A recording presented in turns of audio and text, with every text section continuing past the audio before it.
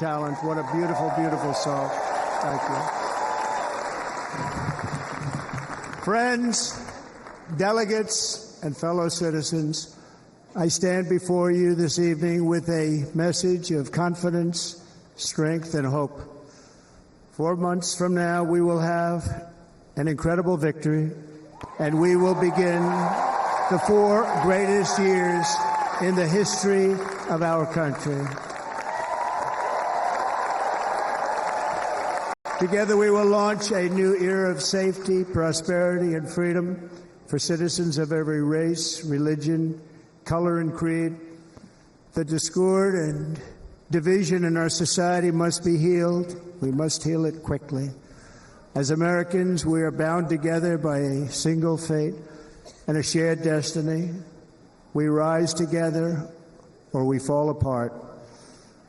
I am running to be president for all of America, not half of America, because there is no victory in winning for half of America. So tonight, with faith and devotion, I proudly accept your nomination for President of the United States. Thank you.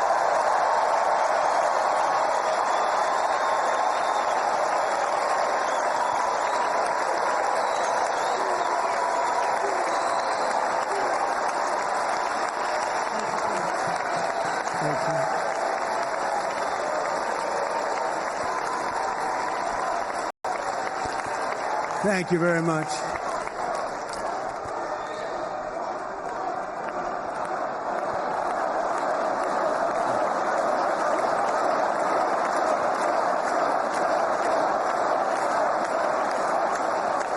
Thank you very much.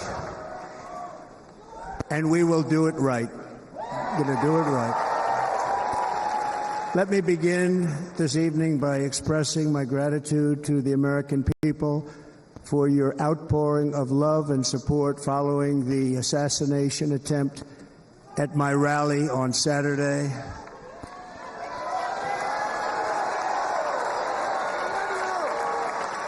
As you already know, the assassin's bullet came within a quarter of an inch of taking my life.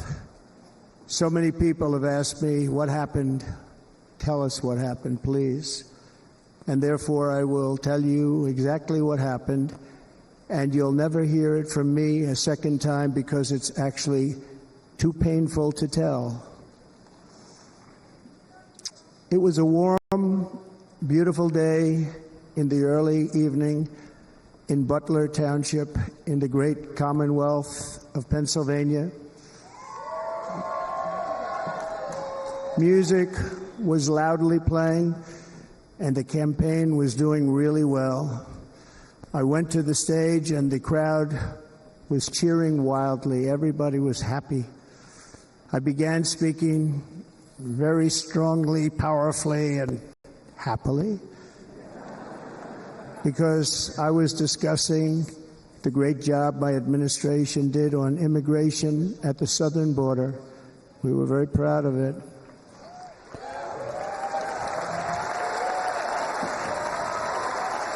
Behind me and to the right was a large screen that was displaying a chart of border crossings under my leadership.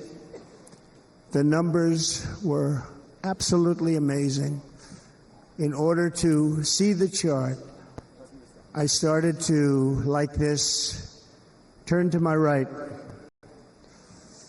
and was ready to begin a little bit further turn, which I'm very lucky I didn't do, when I heard a loud whizzing sound and felt something hit me really, really hard on my right ear.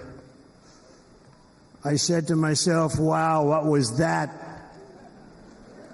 It can only be a bullet. And moved my right hand to my ear, brought it down. My hand was covered with blood, just absolutely blood all over the place. I immediately knew it was very serious, that we were under attack, and in one movement proceeded to drop to the ground.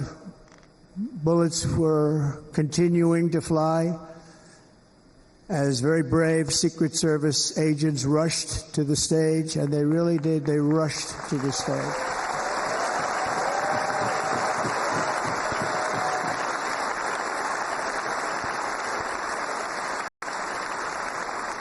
These are great people at great risk, I will tell you, and pounced on top of me so that I would be protected.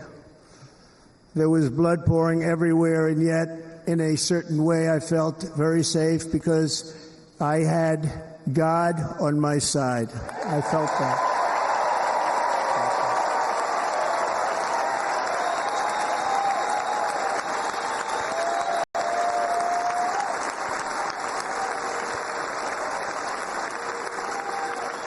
The amazing thing is that prior to the shot, if I had not moved my head at that very last instant, the assassin's bullet would have perfectly hit its mark, and I would not be here tonight. We would not be together.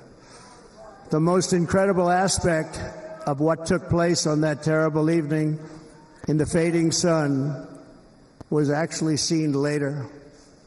In almost all cases, as you probably know, and when even a single bullet is fired, just a single bullet, and we had many bullets that were being fired, crowds run for the exits or stampede, but not in this case. It's very unusual.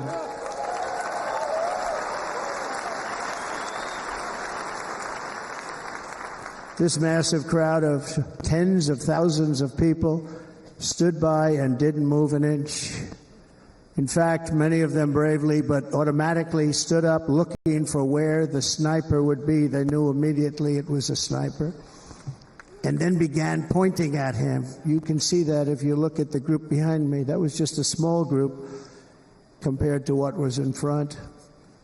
Nobody ran, and by not stampeding, many lives were saved. But that isn't the reason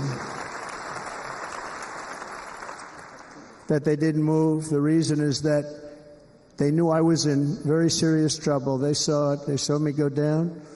They saw the blood and thought, actually most did, that I was dead. They knew it was a shot to the head. They saw the blood. And there's an interesting statistic. The ears are the bloodiest part. If something happens with the ears, they bleed more than any other part of the body. For whatever reason, the doctors told me that, and I said, why is there so much blood? He said, it's the ears. They bleed more. So we learned something, but this beautiful crowd, they didn't want to leave me. They knew I was in trouble. They didn't want to leave me, and you can see that love written all over their faces. Incredible people. They're incredible people. Bullets were flying over us, yet I felt serene. But now the Secret Service agents were putting themselves in peril. They were in very dangerous territory. Bullets were flying right over them, missing them by a very small amount of inches. And then it all stopped. Our Secret Service sniper, from a much greater distance, and with only one bullet used, took the assassin's life, took him out.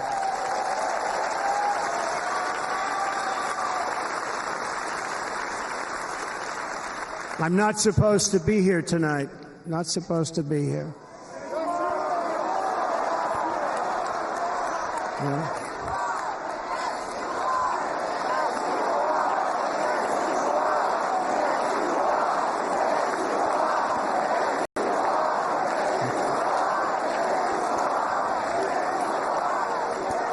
Thank you.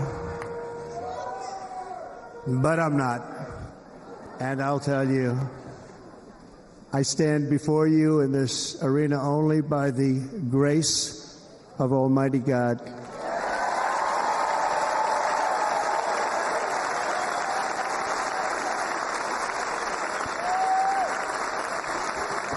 In watching the reports Over the last few days, many people say it was a providential moment.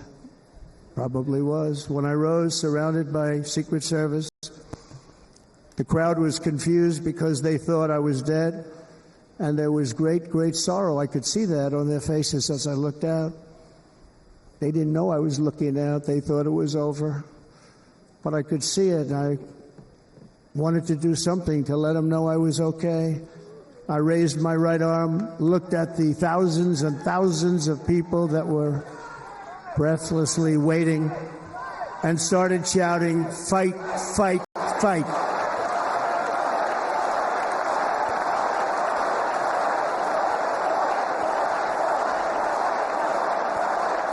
Thank you. Once my clenched fist went up, and it was high into the air. You've all seen that. The crowd realized I was okay and roared with pride for our country like no crowd I have ever heard before. Never heard anything like it. For the rest of my life, I will be grateful for the love shown by that giant audience of patriots that stood bravely on that fateful evening in Pennsylvania. Tragically, the shooter claimed the life of one of our fellow Americans, Corey Comparator. Unbelievable person, everybody tells me. Unbelievable. And seriously wounded. Two other great warriors, spoke to them today. David Dutch and James Copenhaver, two great people. I also spoke to all three families of these tremendous people.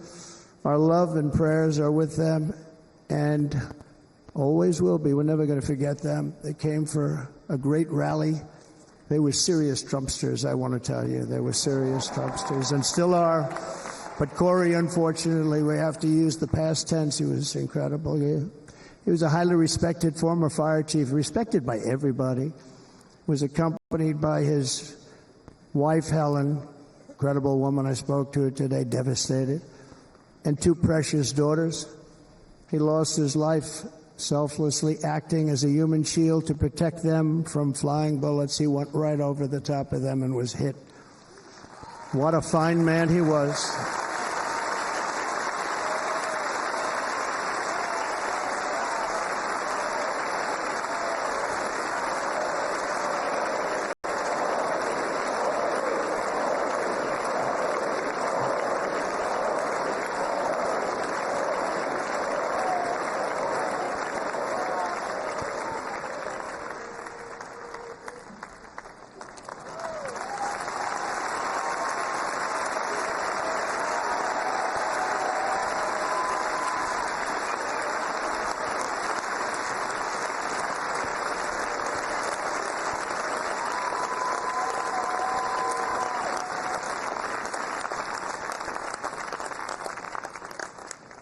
I want to thank the fire department and the family for sending his helmet, his outfit, and it was just something, and they're going to do something very special when they get it. But we did something which cannot match what happened, not even close. But I am very proud to say that over the past few days, we've raised $6.3 million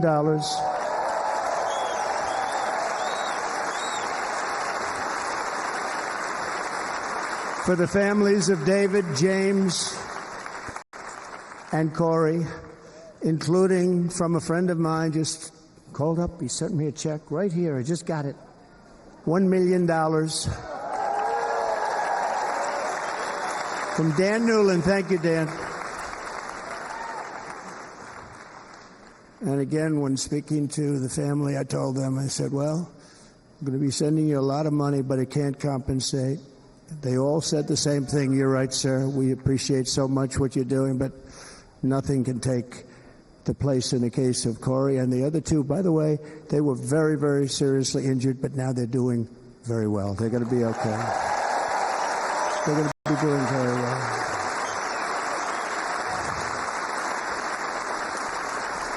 The warriors.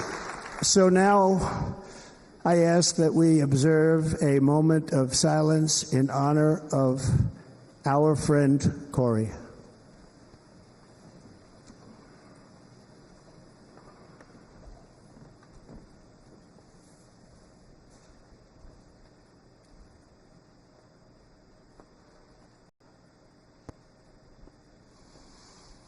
There is no greater love than to lay down one's life for others. This is the spirit that forged America in her darkest hours, and this is the love that will lead America back to the summit of human achievement and greatness. This is what we need.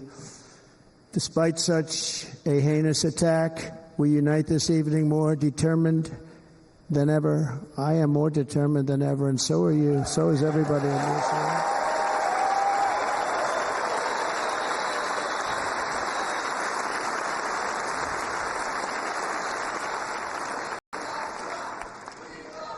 Thank you. Thank you very much.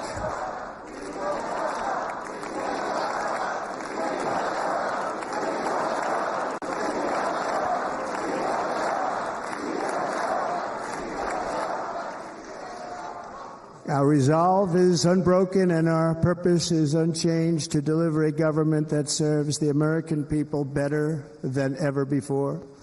Nothing will stop me in this mission because our vision is righteous and our cause is pure. No matter what obstacle comes our way, we will not break, we will not bend, we will not back down, and I will never stop fighting for you, your family, and our magnificent country. Never.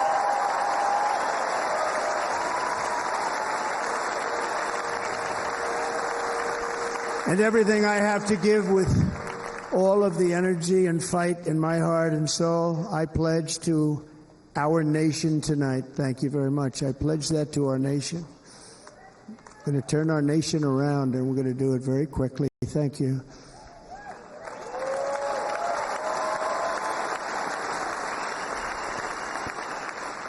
This election should be about the issues facing our country and how to make America successful, safe, free, and great again.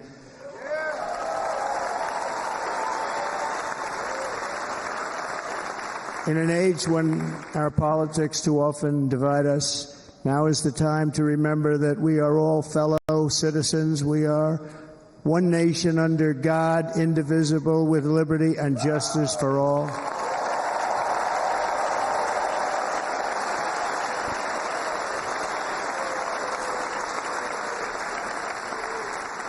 And we must not criminalize dissent or demonize political disagreement, which is what's been happening in our country lately at a level that nobody has ever seen before.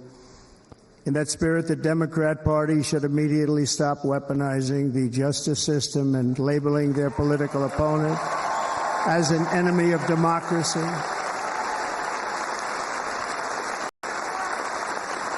Especially since that is not true. In fact, I am the one saving democracy for the people of our country.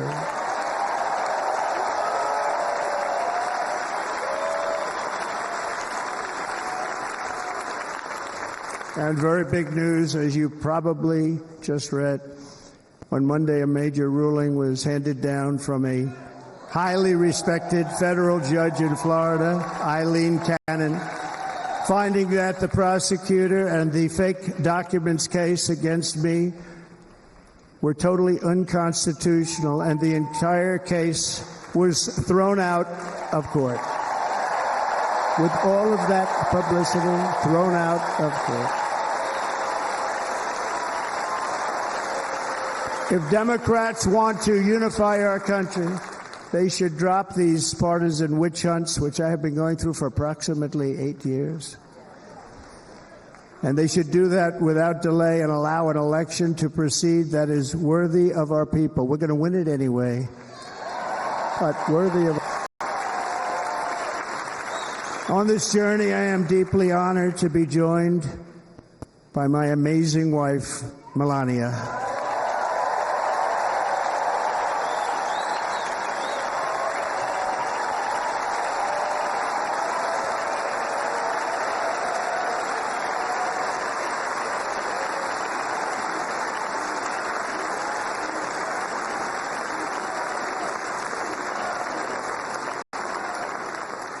And Melania, thank you very much. You also did something really beautiful, a letter to America calling for national unity, and it really took the Republican Party by surprise. I will tell you, it was beautiful.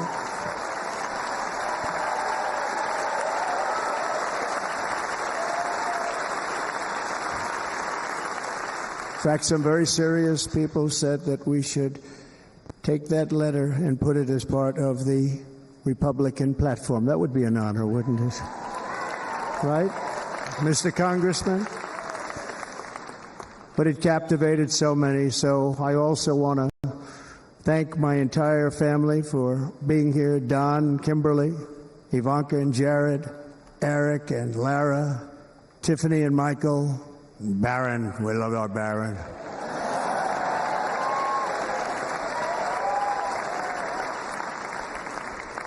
And of course, my 10 wonderful grandchildren. You saw a few of them up there on my lap before.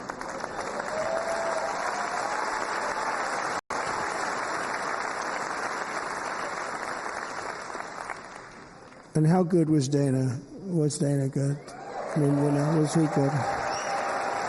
He was on probably the only vacation he's had in about, maybe ever, because he works, but about 10 years with his wife, very far away. I won't tell you where, but very, very far away, beautiful place. And my people called, and he said, I won't be able to do it. This is many, many years. I promised my wife I can't do it. And they came in, they said, Dana won't be able to do it, because he was my first, second, and third choice. I said, well, that's too bad, but I understand he's away, and it's good. It's good for him. And that was it. About 30 minutes later, she came back in, sir, Dana just called. He's going to do it. And his wife, she said, you can't turn him down. You just can't do it. You have to go. That's a good wife.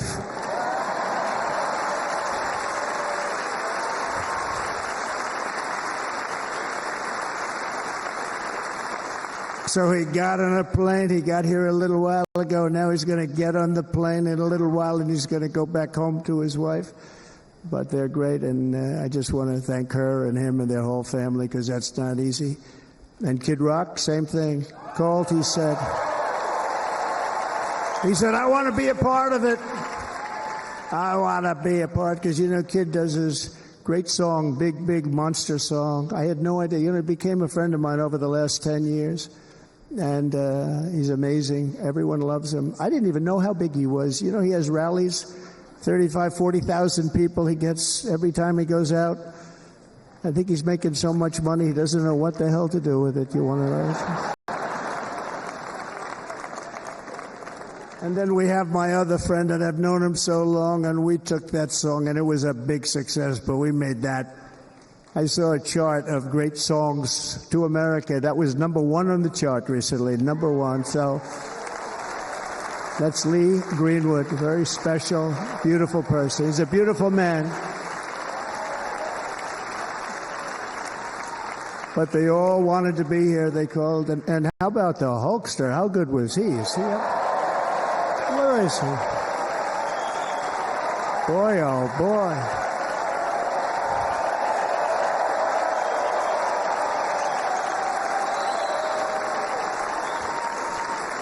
They may call that entertainment. I know about entertainment, but when he used to lift a 350-pound man over his shoulders and then bench press him 2 rows into the audience, I say maybe entertainment, but he is one strong son of a gun. I will tell you, I watched it many times.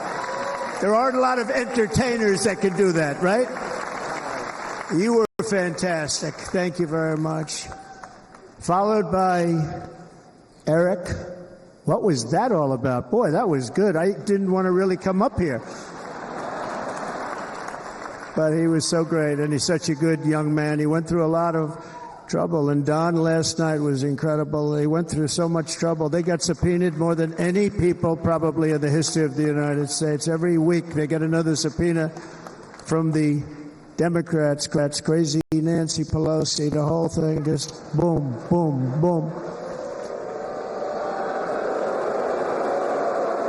They've got to stop that, because they're destroying our country. We have to work on making America great again, not on beating people. And we won. We beat them in all. We beat them on the impeachments. We beat them on indictments. We beat them. But the time that you have to spend, if they would devote that genius to helping our country, we'd have a much stronger and better country.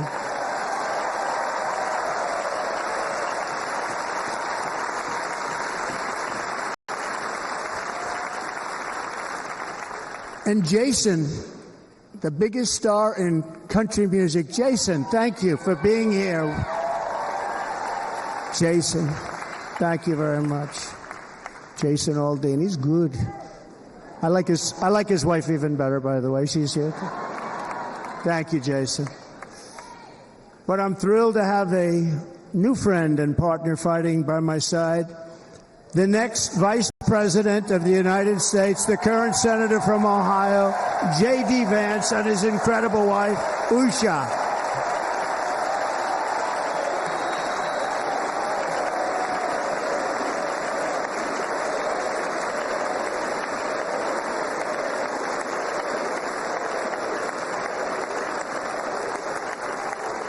He's going to be a great Vice President. He's going to be great. He'll be with this country and with this movement, greatest movement in the history of our country, Make America Great Again. When they criticize it, they say, we're going to try and stop MAGA. I said, MAGA is Make America Great Again. What are you going to stop? There's nothing to stop. Then they say, oh, that's right. It's very tough to fight it.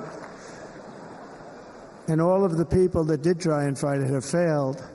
But he's going to be with us for a long time, and it was an honor to select him. Great student at Yale. His wife was a great student at Yale. They met at Yale. These are two smart people. So, J.D., you're going to be doing this for a long time. Enjoy the ride.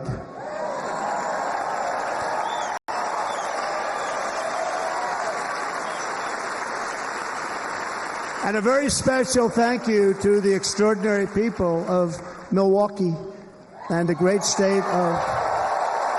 Oh, there they are. There they are. You are so easy to spot. And Green Bay's going to have a good team this year, right? They're going to have a good team. They're going to have a good team. Most of the audience doesn't like it, but it's true. You're going to have a very good team this year. And by the way, Wisconsin, we are spending over $250 million here creating jobs and other economic development all over the place. So I hope you will remember this in November and give us your vote. I am trying to buy your vote. I'll be honest about that.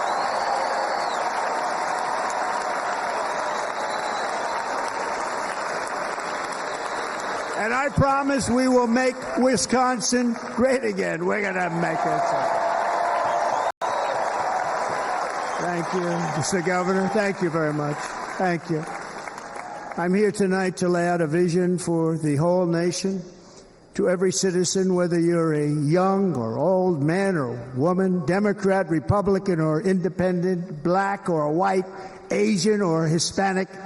I extend to you a hand of loyalty and of friendship. Together we will lead America to new heights of greatness like the world has never seen before. We were right there in the first term. We got hit with COVID. We did a great job. Nobody knew what it was, but nobody's ever seen an economy pre-COVID. And then we handed over a stock market that was substantially higher than just prior to COVID. Coming in, did a great job. Never got credit for that. We got credit for the war and defeating ISIS and so many things, the great economy, the biggest tax cuts ever, the biggest regulation cuts ever, the creation of Space Force, the rebuilding of our military. We did so much. We did so much. Right to try. Right to try is a big deal. We got right to try. They were trying to get that for 52 years. Somebody's terminally ill, and hopefully there's nobody in this audience, but it does happen a lot. They're terminally ill and they can't use our new space-age drugs and other things that we are way ahead. We have the greatest doctors in the world, the greatest laboratories in the world, and you can't do it. They've been trying to get that approved for 52 years. Wasn't that easy? The insurance companies didn't want to do it. They didn't want the risk. The labs didn't want to do it because if it didn't work, people are pretty far down the line toward death. They didn't want to do it. The doctors didn't want to have it on their records, so I got everybody into an office. 52 years they tried. Sounds simple, but it's not. And I got them to agree that somebody that needs it will, instead of going to Asia or Europe or someplace, or if you have no money, going home and dying, just die. We got them to sign an agreement, agree to it, where they're not going to sue anybody. They're going to get all of this stuff. They're going to get it really fast. And what's happened is we're saving thousands and thousands of lives. It's incredible. Right to try. It's a great feeling. Under our leadership, the United States will be respected again. No nation will question our power. No enemy will doubt our might. Our borders will be totally secure. Our economy will soar. We will return law and order to our streets, patriotism to our schools, and importantly, we will restore peace, stability, and harmony all throughout the world. But to achieve this future, we must first rescue our nation from failed and even incompetent leadership. We have totally incompetent leadership. This will be the most important election in the history of our country. Under the current administration, we are indeed a nation in decline.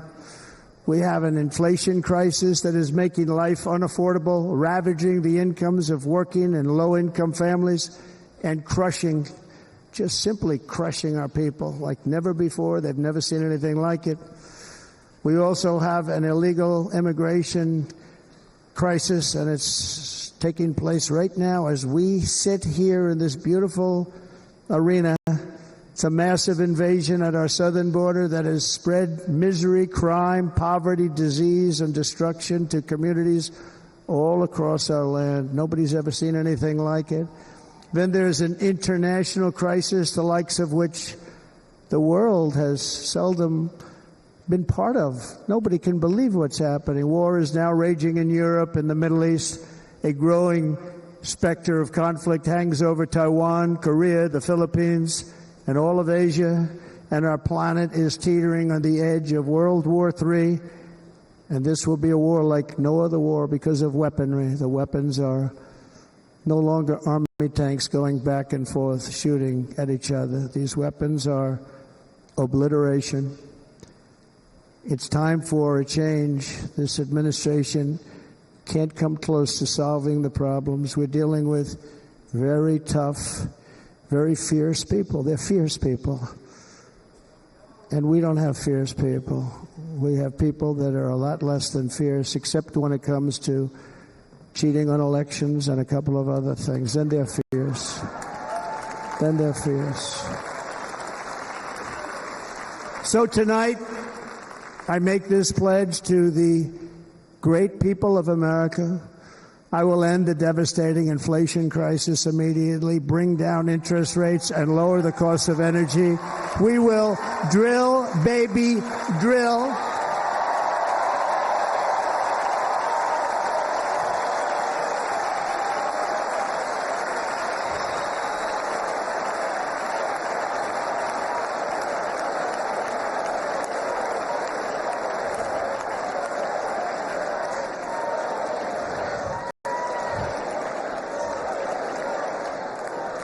Can you believe what they're doing? But by doing that, we will lead a large-scale decline in prices. Prices will start to come down. Energy raised it. They took our energy policies and destroyed them. Then they immediately went back to them, but by that time, so much was lost. But we will do it at levels that nobody's ever seen before, and we'll end lots of different things. We'll start paying off debt and start lowering taxes even further. We gave you the largest tax cut.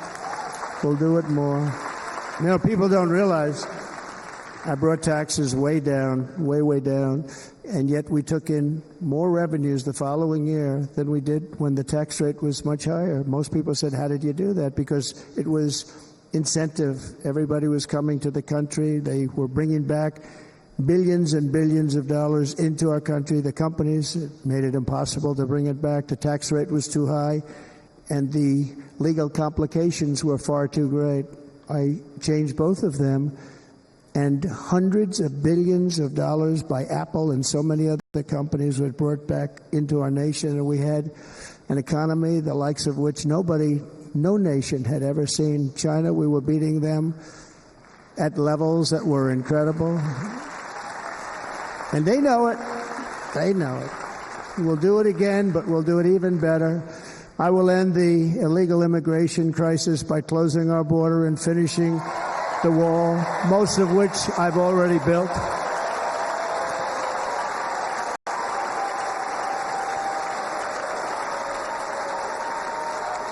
On the wall, we were dealing with a very difficult Congress. And I said, oh, that's okay. We won't go to Congress. I call it an invasion. We gave our military almost $800 billion. I said, I'm going to take a little of that money because this is an invasion. And we built, most of the wall is already built. And we built it through using the funds because what's better than that? We have to stop the invasion into our country that's killing hundreds of thousands of people a year. We're not going to let that happen.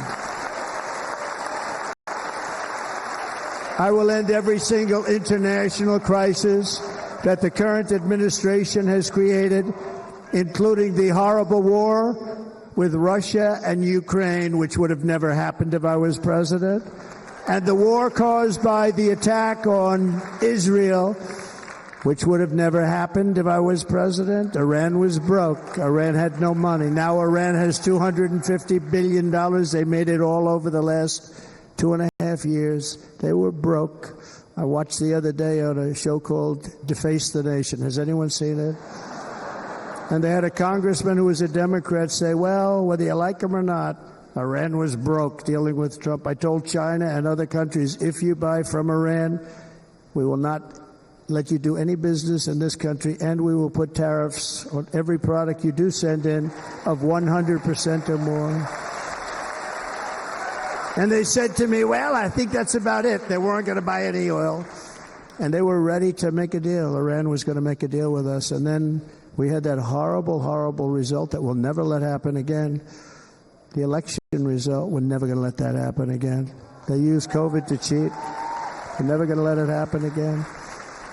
And they took off all the sanctions, and they did everything possible for Iran.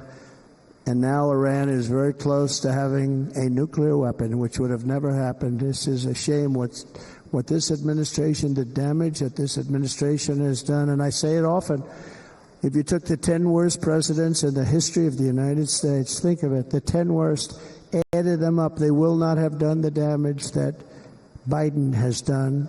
Only going to use the term once. Biden. I'm not going to use the name anymore, just one time. The damage that he's done to this country is unthinkable. It's unthinkable. Together we will restore vision, strength, competence, and we're going to have a thing called common sense making most of our decisions, actually. It's all common sense. Just a few short years ago, under my presidency, we had the most secure border and best economy in the history of our country, in the history of the world. We had the greatest economy in the history of the world. We had never done anything like it. We were beating every country, including China, by leaps and bounds. Nobody had seen anything like it. We had no inflation. Soaring incomes were going. Nobody can believe it. You can't believe what happened 4 years ago is happening in reverse.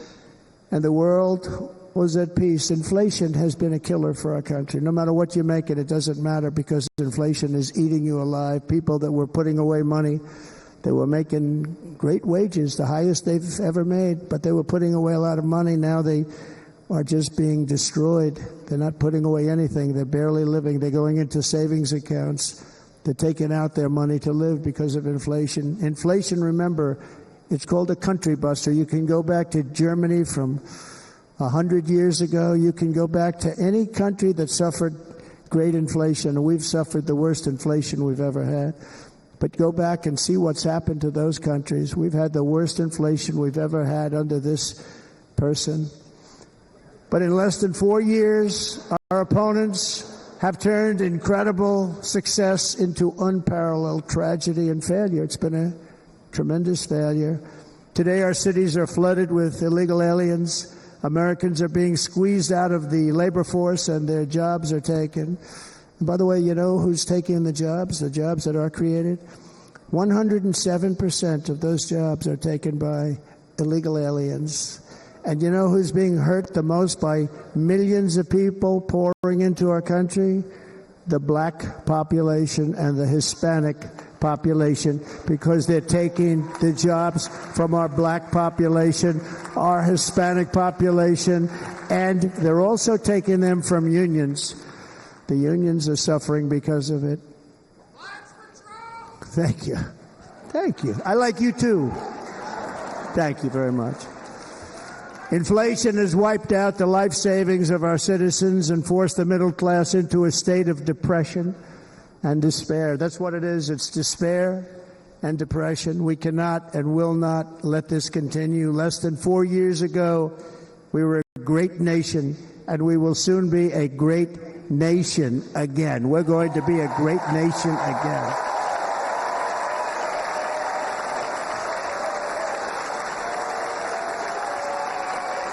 Thank you. With proper leadership, every disaster we are now enduring will be fixed, and it will be fixed very, very quickly.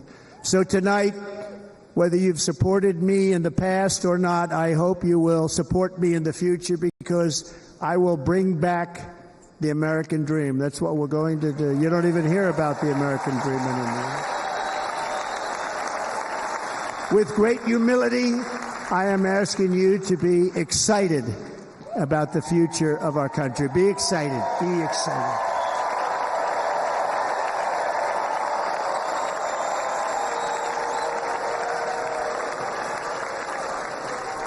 And by the way, the news reports, oh, look at all of those big networks. Look at them. They're all here.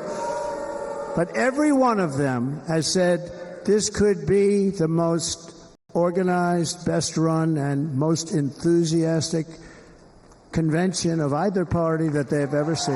Every single one.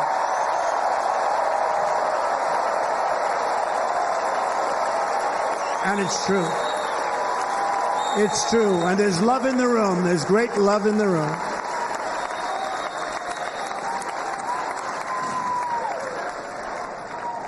So I better finish strong. Otherwise, we'll blow it. And we can't let that happen. Now, this was great. All of the great people that spoke, and everybody hit a home run. I mean, there's not one that I can think of where I said, oh, gee, that wasn't great. Every single person. I refuse to be the only one. Don't do that to me. They're already getting ready. See, I gave them an idea. Now, this was a great convention. This was, I think we're actually going to go home and miss it. You know, usually with a convention, first of all, look at these crowds. You'd never have this at a convention. Look at these crowds.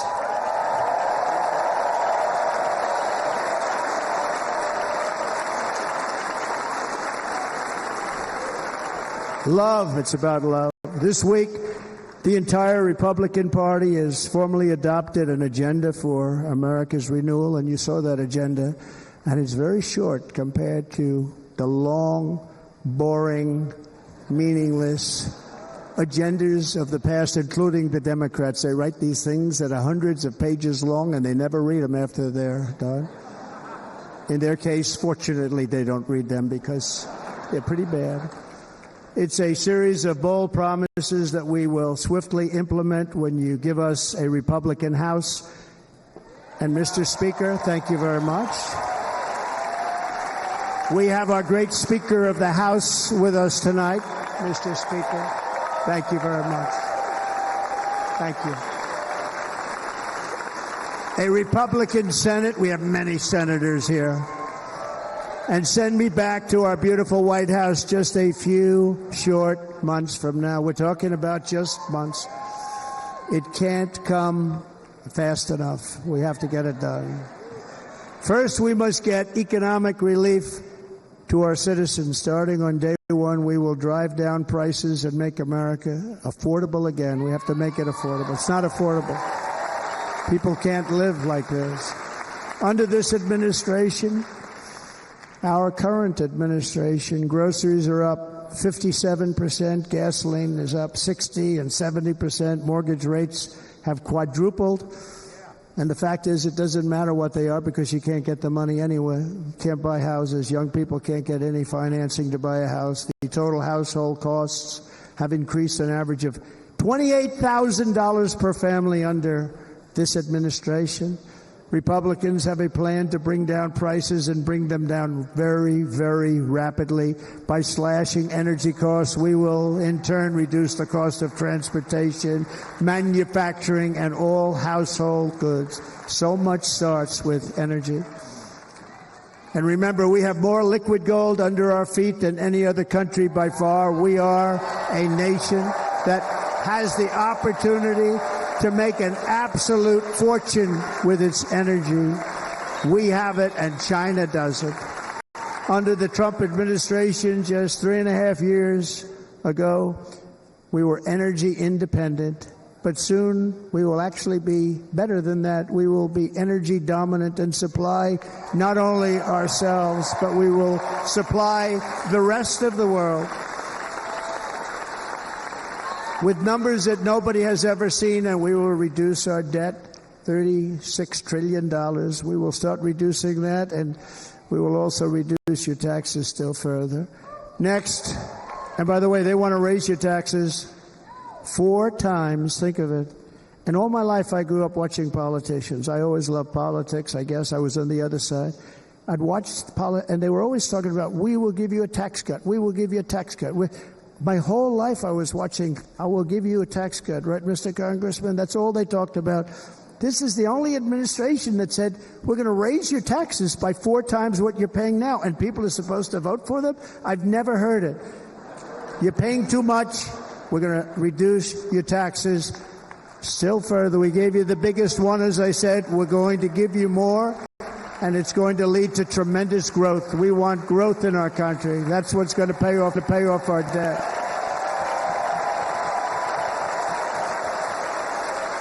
And next, we will end the ridiculous and actually incredible waste of taxpayer dollars that is fueling the inflation crisis. They've spent trillions of dollars on things having to do with the Green New Scam. It's a scam. And caused tremendous inflationary pressures in addition to the cost of energy.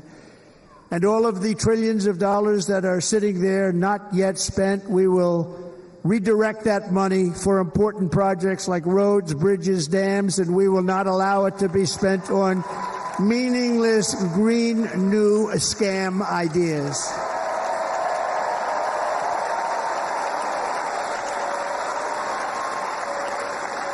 And I will end the electric vehicle mandate on day one.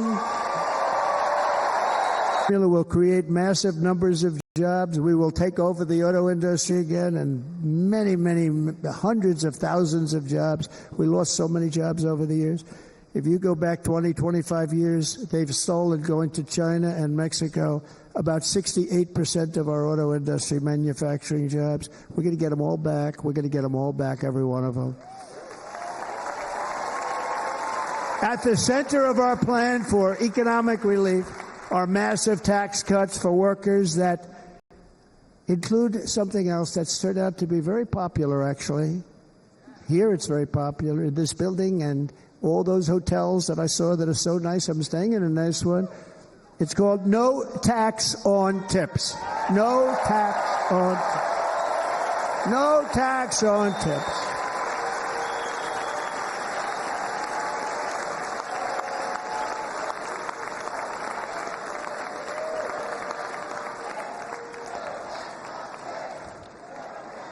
I got that by having dinner recently in Nevada, where we're leading by about 14 points.